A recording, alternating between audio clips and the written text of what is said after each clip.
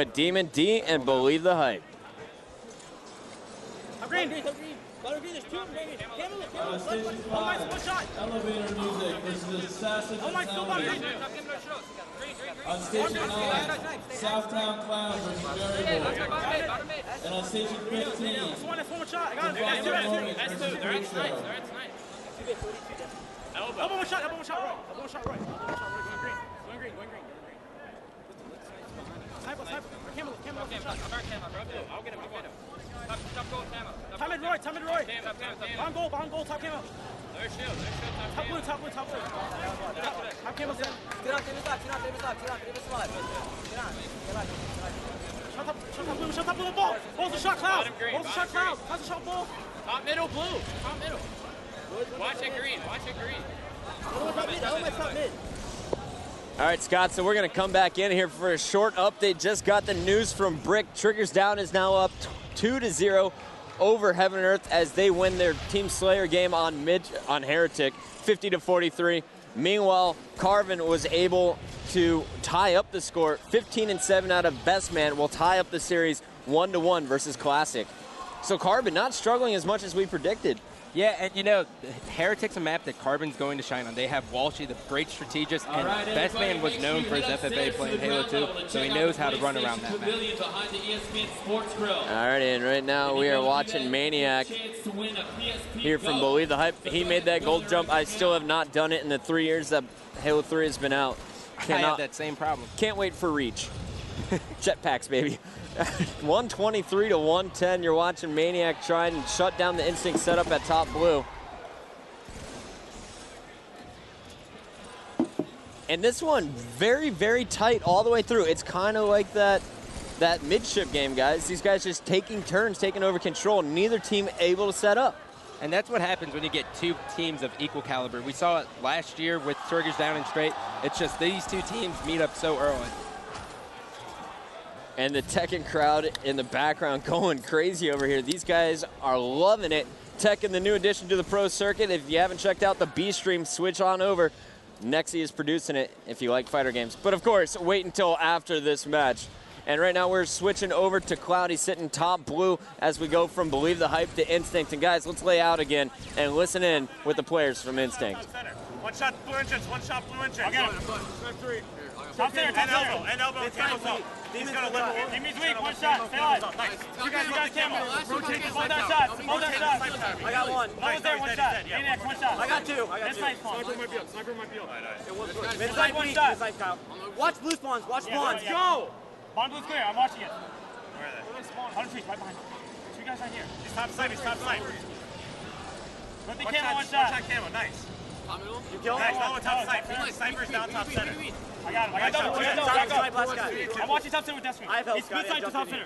Go in front of blue right now. Look, front of blue. I naded. Don't go yet. I naded. Nice job. It's Campbell, I think. I heard Campbell. Yeah, top yellow. Top yellow. Gauge jump, baby. S2, one shot. One shot, Maniac. One shot, garden, Scotty. I'm coming right now. Back snipe. Two guys mid-snipe now. Get ready to play ball. I did. And we switched on over to Roy. So all four members of Instinct were taken down. We're jumping back on board with El Might Wear coming off the respawn. But in that time that we listened in, it went from 140 to about 192 and counting as Instinct still has control. You're watching as Lunchbox trying to help out Cloud, bottom green. All right, one shot of camo, I got him. Two guys in blue. And now we're jumping over to Roy. Roy cleaning up the kill on APG. Instinct needing just 54 seconds to take game number 3 and go up in the series 2-1. A pivotal game. You see what Instinct is about. They don't get rattled. When they're down in the series 1-0, 2-0, it does not affect them. They're always able to bounce back. That shows their resilience. That's going to help them very much so later down in Sunday. And watching Instinct on the LAN network leading up to this event, I had to say that while their LAN score didn't necessarily show it, the games that I watched were always very close and they always had consistency. This is not a team that has super flash in some of the games that you see out of some teams like Triggers Down, but this is just a team that is consistently pushing on you. And you know what? I think that is going to be a huge advantage for them having that play style this season. Yeah, and you know, I think sometimes they'll have problems with teams like Triggers Down and Believe the Hype, but they'll be able to bounce back with that consistency. Lunchbox has the camo. We're going to switch from Cloud. Nope, Lunchbox is dead. Good call, Genius. And Cloud picks up the 4-shot on APG, so I'm not mad. 219 to 125 as Believe the Hype grabs the ball again for the first time in about 3 minutes. And just a minute 47 left on the clock. It's do or die time for Believe the Hype here. And APG is moving up the elbow here as we have Demon D holding the ball bottom green. Meanwhile, Maniac just grabbed the sniper. Let's go over to him. Woo! Good call. Thank you, D-Mac.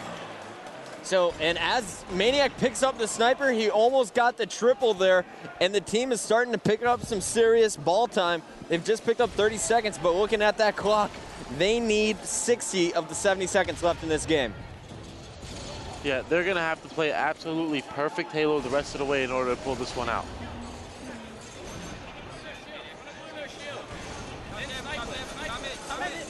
And Demon D having to drop that ball. Those are those precious seconds that are being lost. He's the last one alive, and he gets the triple.